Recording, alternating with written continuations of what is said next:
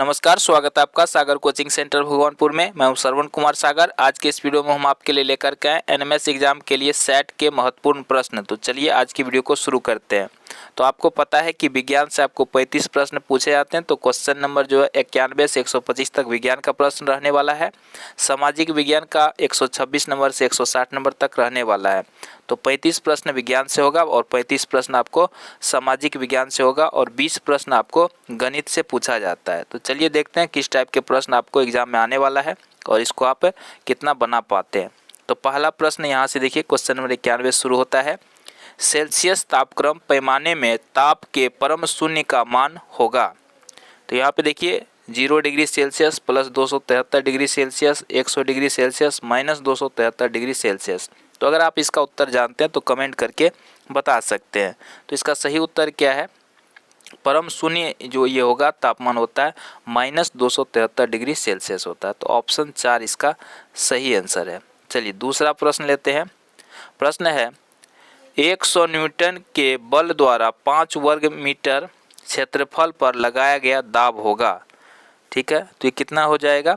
तो इसको अगर हम लोग देखते हैं, ऑप्शन में 500 दिया है, 100 दिया है, 20 दिया है और 2 न्यूटन भी दिया है।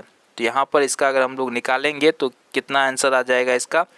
चलिए अगर आप जानते हैं तो आप भी कमेंट करके बता सकते हैं। ठीक है, तो यहाँ पर हो जाएगा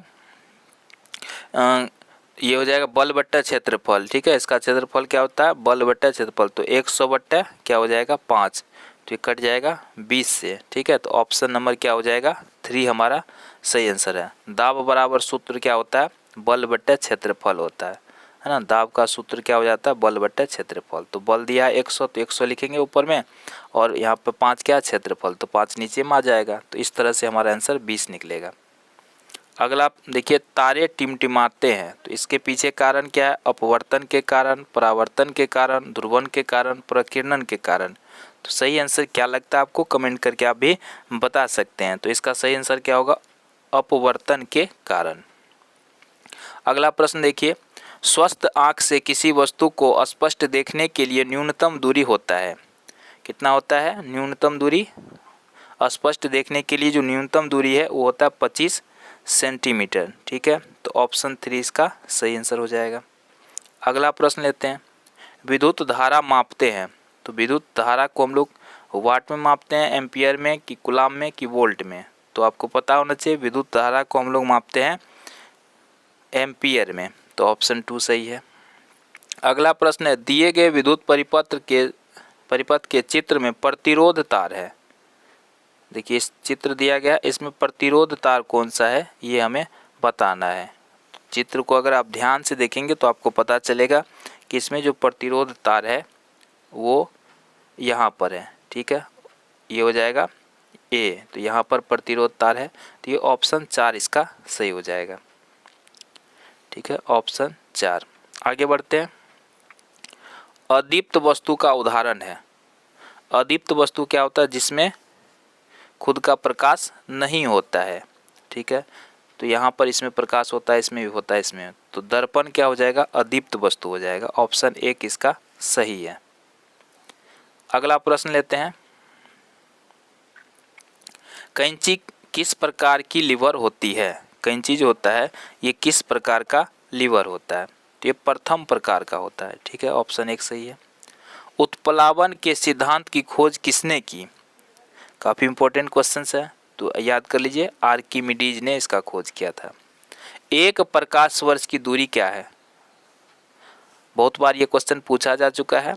तो एक प्रकाश वर्ष की दूरी कितनी होती है? ये होता है 9.46 गुना 10⁻12 किलोमीटर होता है। ठीक है, अगला प्रश्न है, मार्स गैस है यानी मार्स गैस का सूत्र क्या होता है ये पूछा जा रहा है। क्या हो जाएगा? CH4। अगला प्रश्न लेते हैं, LPG में गंध के लिए मिलाया जाता है मेथेन, मेथिल और एल्कोहल इसमें मिलाया जाता है। तो ऑप्शन 2 सही है। अगला प्रश्न देखते हैं, उपधातु है, बताइए इनमें कौन सा उपधातु है? तो एंटीमनी क्या है? एक उपधातु है। अगला है, सभी अम्लों में उपस्थित रहने वाला तत्व है। क्या हो जाएगा? सभी अम्लों में उपस्थित रहने वाला तत्व, ये हो जाएगा हाइड्रोजन। वॉशिंग सोडा का जलीय विलयन होता है, क्षारीय होता है। अगला पीतल में होता है, बताइए पीतल में क्या होता है, तो तांबा व जस्ता होता है। नेक्स्ट प्रश्न है, निम्नलिखित में कौन सा पदार्थ नीले लिटमस को लाल में परिवर्तित कर देता है, क्या हो जाएगा, लेमन जूस। चीनी का घोल किस प्रकार का मिश्रण है, क्या हो जाएगा इसका answer, solid plus liquid. Solid मतलब होता है ठोस और लिक्विड मतलब होता है द्रव। तो यहाँ पे चीनी क्या सॉलिड है और बाकी क्या पूछा गया है, चीनी का घोल, तो यहाँ पे पानी में घोलेगा तो पानी लिक्विड है, तो ये हो जाएगा ऑप्शन 3। अगला है, कौन सा पदार्थ थर्मोप्लास्टिक नहीं है, क्या हो जाएगा, मेथेमाइन। जल हिमांक और क्वथनांक बिंदु क्रमशः क्या है, जल का हिमांक बिंदु और क्वथनांक बिंदु क्या है, तो हो जाएगा जो हिमांक होता है वो होता है 0 डिग्री सेल्सियस, क्योंकि इस तापमान पर बर्फ क्या होता है, पिघल जाता है। और क्वथनांक होता है 100 डिग्री सेल्सियस, क्योंकि इस तापमान पर जो है पानी उबलने लगता है, ठीक है, तो उसको क्वथनांक बोलते हैं। और जितना पे पिघलता है वो 0 डिग्री सेल्सियस। तो इस तरह से ऑप्शन 2 इसका सही हो जाएगा। अगला प्रश्न है, 5 जून के दिन के रूप में मनाया जाता है, 5 जून को क्या मनाते हैं, विश्व पर्यावरण दिवस के रूप में हम लोग मनाते हैं। चलिए अगला प्रश्न है, मलेरिया परजीवी को नष्ट करने में प्रयुक्त औषधि है, मलेरिया परजीवी को नष्ट करने के लिए कौन सा औषधि उपयोग करते हैं, तो ये करते हैं क्लोरोक्विन। अगला है, सबसे शुद्धतम जल है, बताइए सबसे शुद्धतम जल कौन सा होता है, वर्षा का जल सबसे शुद्ध होता है। निम्न में कौन कार्बनिक यौगिक है, क्या हो जाएगा, क्लोरोफॉर्म क्या है, कार्बनिक यौगिक है। अगला देखिए, सिनकोना के किस भाग से मलेरिया की दवा बनाई जाती है, तो हो जाएगा छाल से।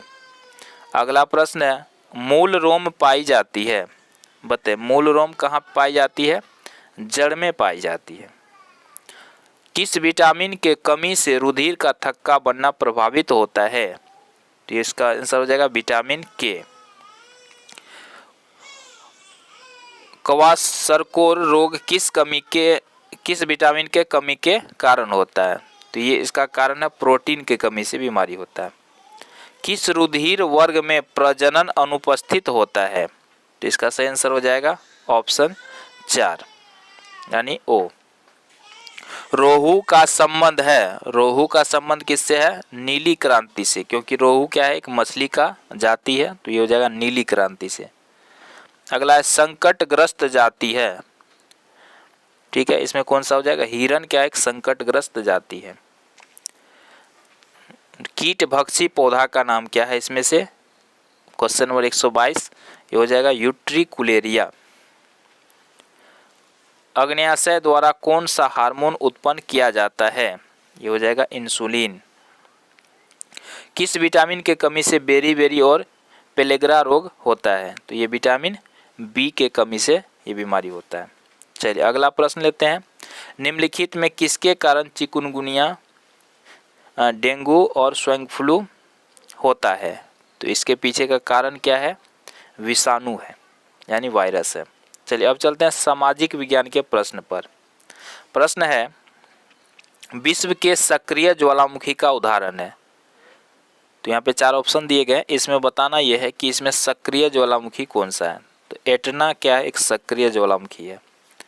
पवन द्वारा निर्मित स्थलाकृति है, क्या हो जाएगा, छत्रकशिला।